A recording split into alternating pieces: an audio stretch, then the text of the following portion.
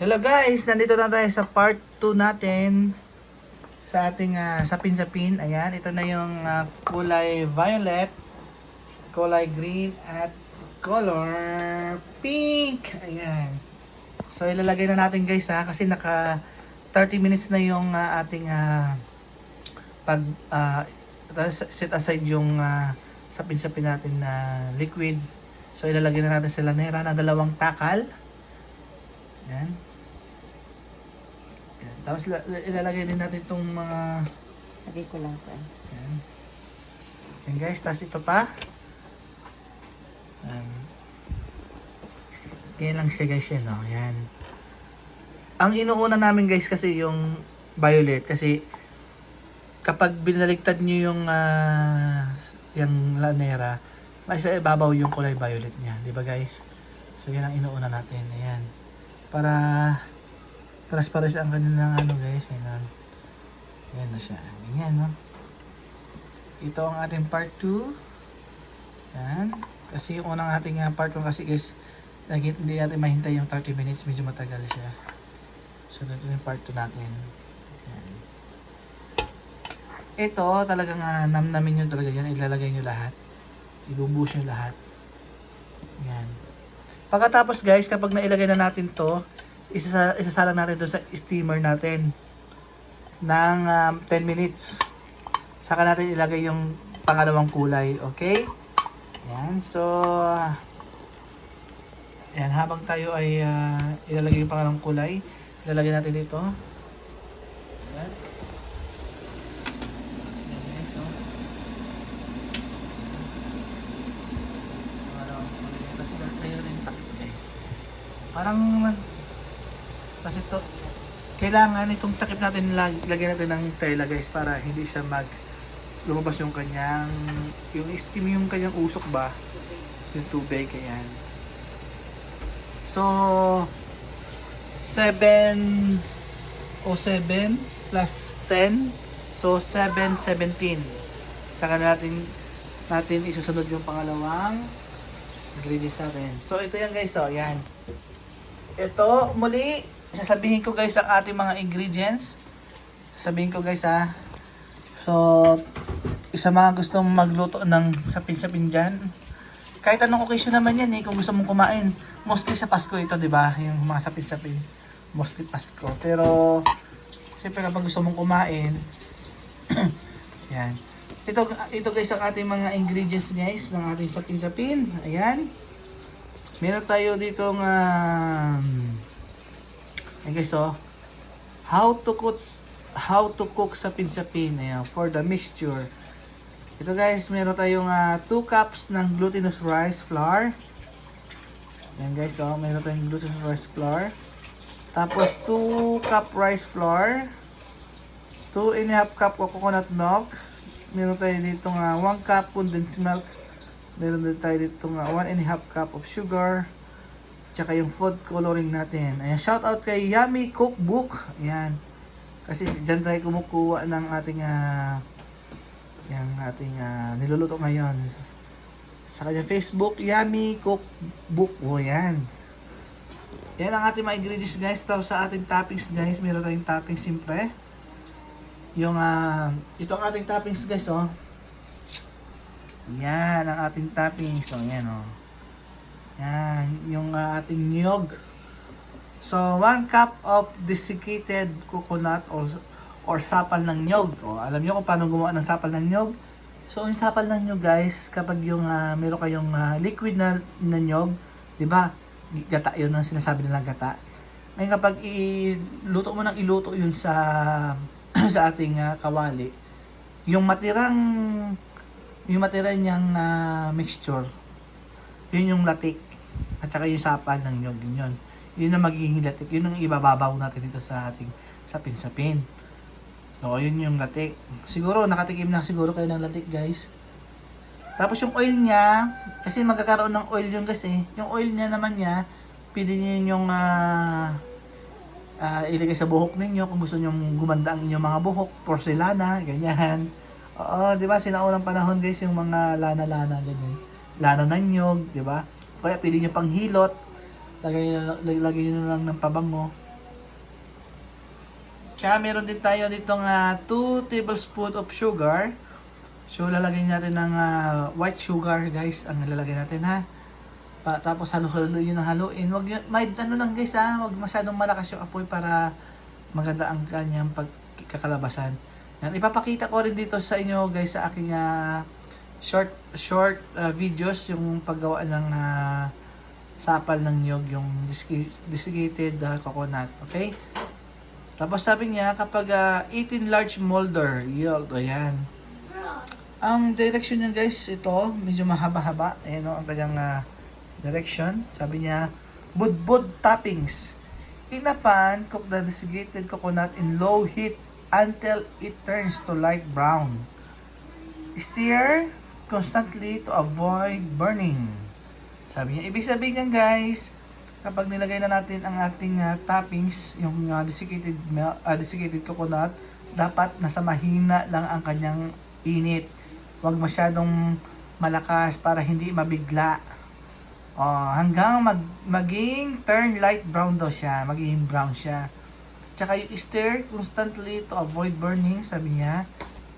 Tuloy-tuloy lang niyo ang paghahalo. Yan, para hindi siya masunog. Once the desiccated coconut turns to light brown, add white sugar, sabi niya. Kung nag-turn na daw sa yung ating desiccated coconut ay naging brown na siya, ilagay na natin yung white sugar natin. For more minutes until it becomes brown, sabi niya. Hanggang maging brown daw ang ating white sugar, ang puting asukal. Tapos, stir constantly for even color, sabi niya. Ang sabi diyan, ituloy-tuloy lang daw. Tuloy na tuloy hanggang maging same na sila ng kulay. Okay? Once it turns to brown, remove from heat and let it cool completely. Set aside. Ang sabi naman dyan guys ay kapag nag-turn brown daw ang ating asukal at ang ating yung coconut, tanggalin na natin doon sa ating pinaglulutuan at hintayin natin siyang lumamig ng tuluyan. Yun ang sinasabi niya, no? Remove from heat and let it cool completely at set aside. Ang ibig sabihin ng set aside, itabi daw natin sa yung hindi matitipog, yung hindi matatapik, yung hindi mahuhulog. Itabi lang natin siya sa magandang pwesto. Ayan. Tapos marami to guys eh. Marami akong i-discuss sa inyo. Ang dami yan, no? Kala nyo, madali magluto, guys, ha? Ayan, Dami niyan. Tapos, sabi naman dito, place and combine the glutinous... Ito na. Itong i-discuss ko, guys, yung sapin-sapin mixture. Kung paano i-mix natin yung mga ingredients ng mga sangkap ng ating sapin-sapin. So, meron pa tayong 4 minutes bago natin ilagay yung pangalawang kulay. Ang isusunod natin na kulay guys, yung kulay pink. Yan. So, i-discuss natin to guys, itong sapin-sapin mixture. Sabi niya, place and combine the glutinous rice flour, malagkit powder. Ayan yung malagkit powder. Ito yung giniling yan guys ha. Hindi yung buong butil ha. Yan, giniling yan guys. Rice flour, giniling na bigas, and white sugar in a bowl and mix well. Ayan. And coconut milk and mix well. Ayan. Kapag na-mix nyo na guys ang malagkit at saka yung rice flour, i-mix natin yon. And white sugar, isasama natin sa white sugar sa isang bowl at i-mix natin ng maayos. Add coconut milk and mix well, sabi niya. Lagyan daw natin ng coconut milk at i-mix natin siya, haluin natin ng maayos. Yan, huwag yung bara-bara.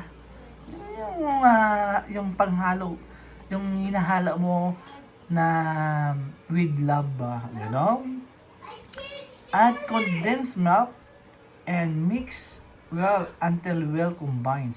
I-add nyo na naman yung condensed milk hanggang magtuluyan na silang maghalo. Uy! Yan, sana all. May mix well na yan.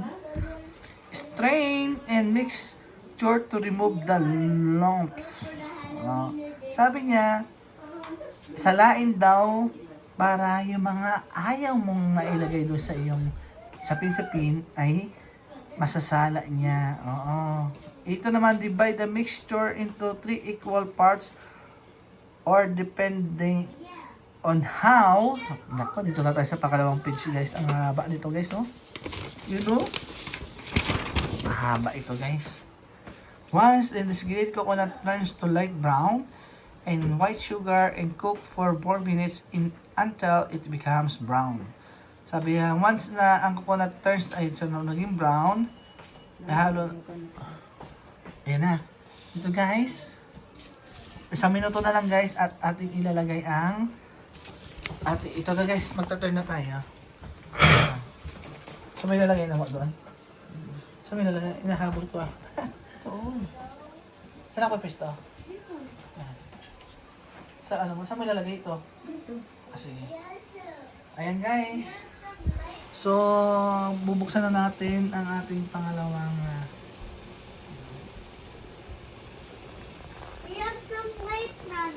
Okay. yes, bubuksan natin kasi yung doon guys, so magiging 17 na yun, di ba? 717. So, hintayin na natin to guys. At magiging 17 na rin yan. Yan. Oops, nag-17 na guys. Ooh! Buksan mo muna kasi konti na mo. Ayun guys, ilalagay na natin yung pangalawang mix. Yan, no? Ilalagay natin yung kulay pink. Yan. Yan guys, ang paglagay ng sapin-sapin guys. Okay na yan? Yan. Tapos, ilagay na ulit natin yung yan. Oops. Ang dami. Maano yung ano. Kasi yan na natin guys. And, yun. Yan na yung pangalawa guys, oh. Lalagay natin sa ibabaw. Yan. Yan guys, oh. Isa-isa lang natin muna ilalagay guys. Pero uubusin na natin yan guys kasi wala na tayong paglalagyan. Uubusin na natin yan.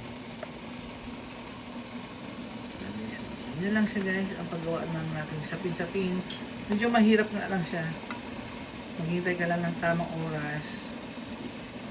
Sa mga naghihintay ng tamang oras dyan guys, oh. Kasi lalagay, bubuhos mo na lahat yan kasi yun ang paglagyanan yan. Tapos sabi na naman yan. Pagkatapos yan guys, maghihintay na naman tayo ng 10 minutes. Ay, tagal-tagal naman guys, 10 minutes na naman. Maghihintay tayo ng 10 minutes guys ha. Tayo ay magdi-discuss na naman, tatakpan natin siya. Yan, tinakpan na natin. Tapos, dito tayo sa ating kulay green. Kaya maghihintay na naman tayo ng oras natin guys. So, 7:18. So, 7:28 natin siya ilalagay guys ha. Ngayon, dito naman tayo sa ating dinidiscuss mga student. Sa aking mga student. Very good. Sabi niya dito, stir is consistently for even color. Once it's turned to brown, remove from heat. Ito yung binasa natin kanina. So, ito na yung kanina lang mo ah. Dalaw na i-print mo? Kasi hindi ko ma-print ka isang video. Okay. So, dito na tayo sa may, saan na ba tayo? Ayun na. And coconut will condense. Ito tayo. Add, sabi nito guys, add food coloring or flavoring to each layer. Dapat yan, hindi later. Layer yan. Layer yan guys. Ito layer to guys, hindi yan later. Layer. Mali lang yung input ng ano. Pero okay lang yan. I use 1 teaspoon of violet for color, sabi niya. Malit lang yun guys, teaspoon. Pahinga ako teaspoon na nanay. Pakita ko sa kanila ang teaspoon. Nasa ano? Maliit lang, 1/4 teaspoon. Malit lang yun guys, siguro mga 1/4 teaspoon lang yan. o 1/4 teaspoon lang ito lang kalit yan guys. Oh. Pag masyado marami. Oo, masyadong marami, masyadong makulay naman. Ito lang siya guys. Ay, nakita nyo? Sandali lang guys ha. Gito guys, meron kami sukatan talaga. Para proportion. Ah! Ayun na guys, ang nakita nyo guys. 1.2 ml and 1/4 teaspoon. Kasi nakalagay guys dito ay 1 teaspoon. So, ito, kalahati lang guys ang nilagay natin. 1/4 lang pala. Kasi masyadong marami guys kapag yung matingkad masyado. Yan. Violet food color. 1 teaspoon of yellow. Pero depende na rin sa inyo yung guys ha, kung paano karami kasi yung gagawin ninyo. Siyempre dapat medyo marami yung medyo matingkad yung kulay para magandang tignan. Ito kasi sa ang ginagawa namin, nilalagay lang namin sa lanera. So malit lang siya. So konti lang yung ilalagay. Yan. Depende na rin sa inyo guys. 1 teaspoon of yellow food color and last one ay leave it sa color white. Sabi niyo yung last one daw, color white na lang siya kasi tinamad na siya guys. Kaya color white na lang siya. Sa atin meron tayong kulay green. Yan, kasi sinisipag tayo. Let it rest for 30 minutes before steaming for smoother texture. Ito yung sinasabi ko sa inyo guys, no? 30 minutes, di ba? Yung ating part 1. So, di-describe ko sa inyo kung paano maghalo-halo, di ba guys? So, talaga lang hinintay talaga natin yung 30 minutes guys, no? Medyo matagal yan, no? Tapos, grease each plastic molder with oil to prevent the mixture from sticking, sabi niya. Arrange the molder in the steamer. O, di ba may steamer tayo guys? Steamer, put around 1 tablespoon of 1 colored layer on each molder. Make sure that each layer is equal. Yeah. Depende na rin sa inyo yan guys, anong diskarte ninyo, no? Pero mas maganda talaga kapag yung pares-pares ang size niya. O meron kayong, katulad dito guys, so meron kaming ganito. Meron kaming ganito itong lagayan. So, dalawang ganito sa kada isang lanera. Dalawang ganito. Dito rin ganyan, no? Kukunin mo yan, kukunin mo siyang ganyan, tapos ilagay mo siya doon sa lagayan ng 2 beses. Ganyan. Yun ang sinasabi dito guys. Ganyan, no? Make sure that the water of your steamer was already boiling. Sabi niya. Ang sabi dito guys ay dapat bago natin isalang ang ating mga ingredients, dapat na kumulo na ang tubig sa ating steamer. Dapat kumukulo na guys ha. Huwag yung pakulo pa lang. Dapat kumukulo na siya. Ganun. Para maiwasan yung tubig ba sa ibabaw ng ating ingredients. First layer should be steamed first for about 8 minutes, sabi niya. Itong 8 minutes guys, depende sa inyo guys kung ilalagay nyo na or hindi. Pero kami kasi guys, sa aming pananaliksik, para tayo mga scientist guys, no? Sa ating pananaliksik, ang ginagawa namin itong 8 minutes ay ginagawa namin 10 minutes. Ayan. Pero depende pa rin sa inyo yan guys ha. Tusukin ninyo guys ng toothpick. Katulad dito guys, oh, sabi niya, medium heat. If using a larger or bigger molder or container, steam, it's longer. Sabi niya, kapag malaki-laki naman daw ang iyong lagayan ng sapin-sapin, ay pwede naman daw ninyo dagdagan ng ilang minuto yung inyong pagluluto. Ganon. So sa amin, lanera siya. So, medyo malaki pero okay na rin. Yan siya guys. Sabi, after 8 minutes, poke a toothpick to test the first layer. Itong poke na to guys ha. Yung mga nagbabasa dyan ha. After 8 minutes daw, poke a toothpick. Yan, to test. Itusok daw ninyo yung toothpick. Ay, ang toothpick na nai. Itusok ninyo ang toothpick. Yan no. Itong toothpick na to guys ay malinis, okay? Malinis to guys ha, walang pinanggalingan ito. Ito may kulay na yun, no? Yung kulay pig, oh. Yan, ito ang toothpick natin guys, dapat malinis. Hindi ginamit guys ha, dapat malinis yan ha, yung toothpick natin ngayon. Itutusok mo siyang gano'n, no? Yan, tapos angat mo. Kapag wala nang sumama, ibig sabihin, luto na yung niluluto ninyo. So, ilagay na ninyo yung pangalawang layer. Ilagay na ninyo yung pangalawang color. Ganon. The toothpick must come out clean. Sabi niya doon. Pag tinusok mo siya ganon at nilabas mo, dapat malinis. Hindi madumi. Ganon. Hindi naman sa hindi madumi. Walang sasamang mga, yung niluluto mo. Pag angat mo kasi yan guys, kasi ako nagluluto kasi ako guys ng nagbibig kasi ako ng banana bread. So, ang ginagawa ko din, ganon. Kapag nilutusok ko yung gitna at inangat ko siya, dapat walang sasamang mga flour dyan sa loob yung mga dapat malinis, ganyan siya guys, so malinis. Ganon. So,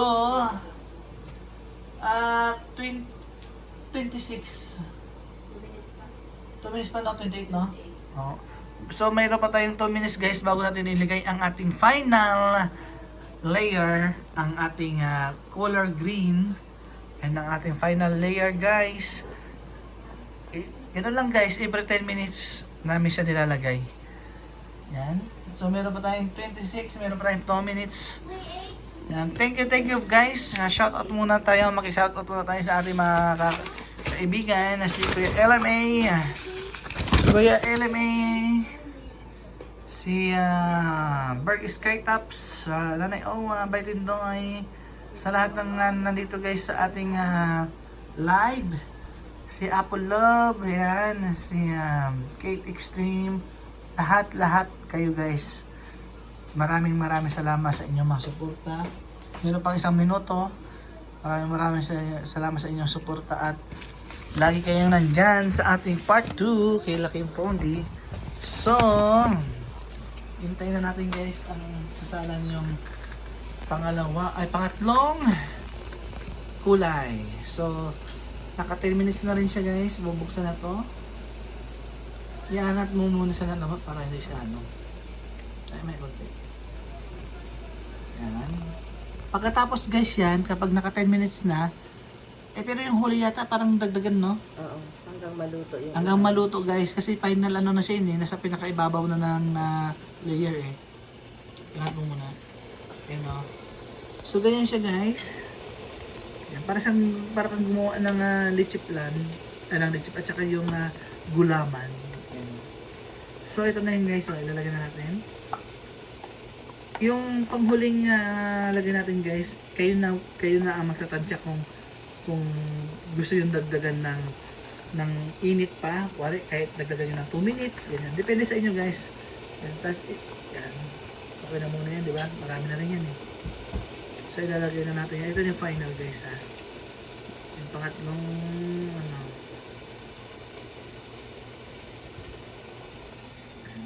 pangatlong, ayan.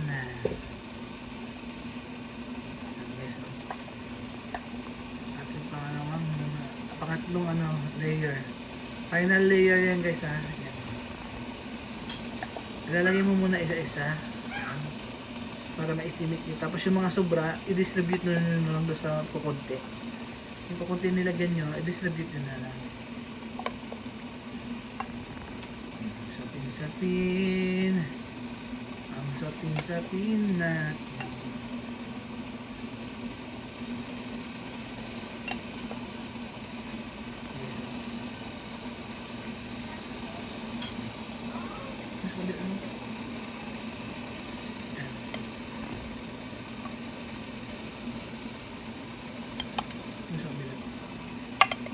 Yan, talagang sinimot namin guys yung sinimot. Yan, para sulit. Ayan guys, so alam na ninyo guys ang ating sapin-sapin. So, yun na ang ating huling pagdidiscuss sa inyo guys. Maraming salamat sa inyo. Sa muli, ako si Laking Prondi. Bye-bye! Thank you guys. Mua. Chup.